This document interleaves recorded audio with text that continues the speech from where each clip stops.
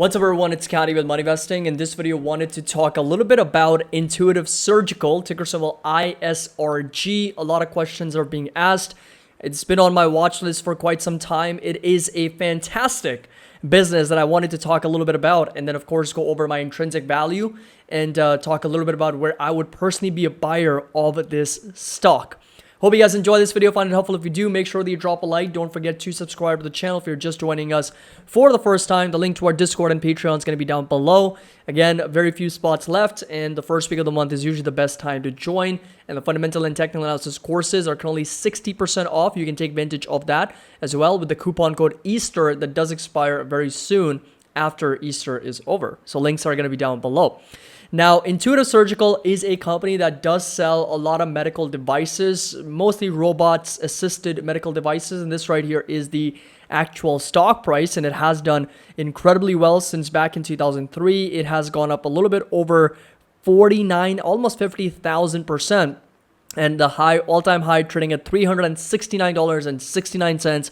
So very much fitting here, and from its all-time highs, it has come down a little bit to trade as low as $256.90. If you take a look at the revenues and profitability, just absolutely exceptional revenue growth here. Profitability has been very strong in terms of the actual net income. They have been able to generate very strong net income, 1.7 billion, 1.3 billion, 1.06 billion. So 25 to 30% margins on the bottom line. So I figured I'd do an analysis and kind of break down exactly what the company does. So first things first, one of their key products that they sell is the Da Vinci Surgical System, which costs around $1.5 million. And this is what it really looks like. It's like this, robot arms everywhere, and it helps doctors and, surgeons to kind of perform surgeries on patients. And that's really what the company does, right? This is a much better picture on the Da Vinci Surgical robot is what really is all about. So in terms of financials, if you take a look at the company, absolutely fantastic. I mean, take a look at these bar graphs, right? Consistent growth for the company going from $2.2 billion in 2013 to now over $6 billion. They're pretty much 3x'd in terms of revenues in the last 9 years.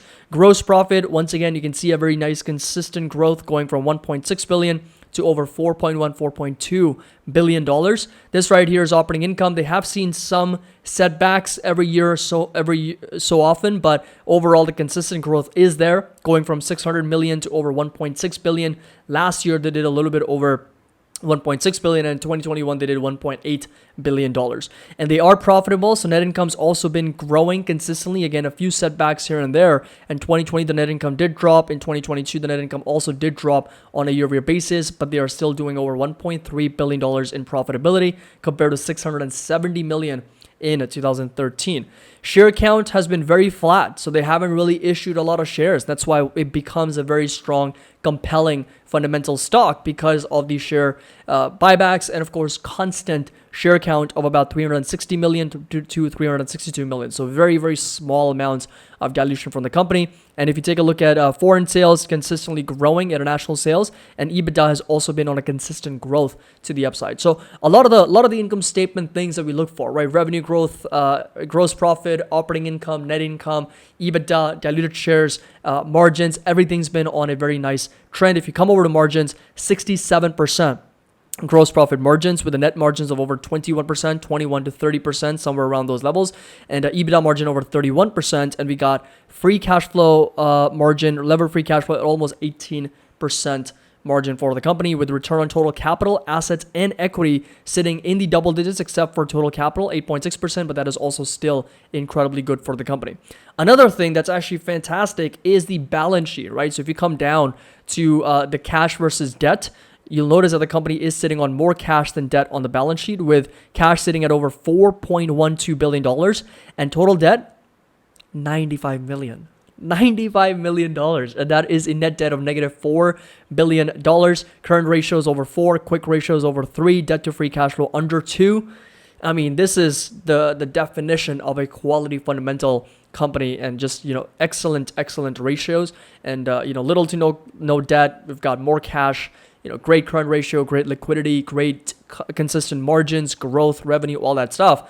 But hey, things are not always perfect. As I've always mentioned, if it's too good to be true, it probably is. And the main sort of setback for this company is, if you haven't guessed already, is going to be valuation. So it is trading at 54 times earnings on a trailing basis. On a forward basis, trading at over 48. And we've got a non-cap basis forward at over 3.44. That's the PEG ratio.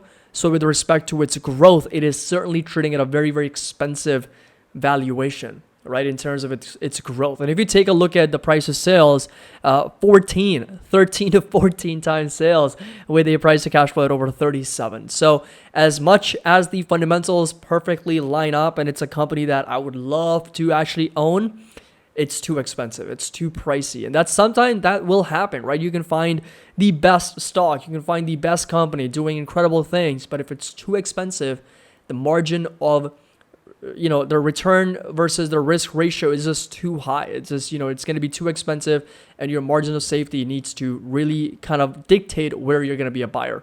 Now, in terms of earnings growth, they are expected to grow earnings double digits, so $5.31 all the way to almost $12 on a compounded annual basis. That's a 17% growth. So if you take a look at 531 to 1185 in the next 5 years, that's a 17.4%. So this is a growth company, no doubt. This is a high growth company expected to grow earnings by over 17%. But because it's a growth company, it's also trading at very expensive valuation. So what we're going to do is we're going to simply take into account, let's just do 2023, and let's just plug in a number which is going to be more consistent with 531. So if you do, let's say 1650, that's going to be 456, 1750, let's see, 483, let's just do 1900, we got 521. Okay, that's close enough, right? 2023 earnings at $5.25. That means a net income of just under $2 billion.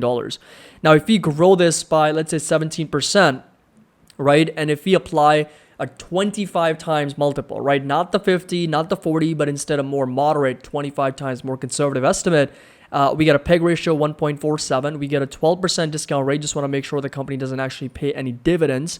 For dividends, yep, they don't have anything. $90 billion valuation.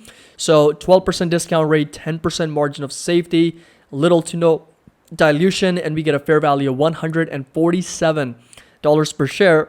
Right now, it's trading at $256.90. So if you plug that number in, that means it would need to drop 42% from here in order for this to make sense based on these conservative estimates. Of course, you can go over to the sensitivity grid and see that for yourself, whether it's going to be different for you, different P multiples, different growth rates, and what is that number going to look like.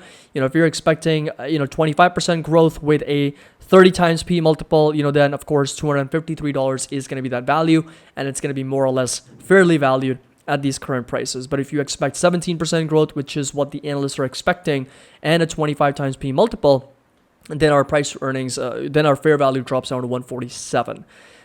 So that's the analysis on this company. I do believe it's a very strong, high growth medical devices slash technology slash healthcare provider company, but it's just way too expensive. And this is the entire technicals for the company. If I were to map that out, you'll notice a consistent uptrend. But more recently, though, we've got a very strong support sitting right over here at around $148, $149. That's exactly where I would be interested in buying the stock. And we've got a more near-term support sitting right over here in line with this previous resistance, and that support sitting roughly at around $192, $190 per share. In fact, we were at that level not too long ago, back in September. And if you take a look at the flexibility grid, the range is between 140 to as much as 154. So those are going to be some levels to watch, and we've got a resistance sitting for Intuitive Surgical, roughly at around these levels. That's going to be sitting at around 274, 275.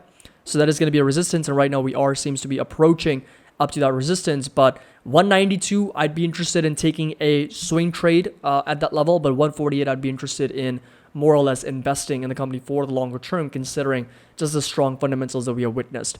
So let me know your thoughts down in the comment section below. What do you think about Intuitive Surgical? If you enjoyed this video, found it helpful, make sure that you drop a like. Don't forget to subscribe to the channel if you're just joining us for the first time, and the link to our Discord and Patreon is going to be down below.